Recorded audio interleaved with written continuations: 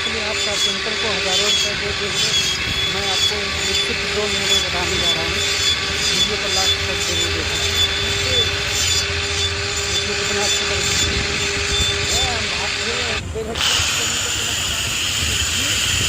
Last तक जरूर देखो ताकि आपको पता चल सके।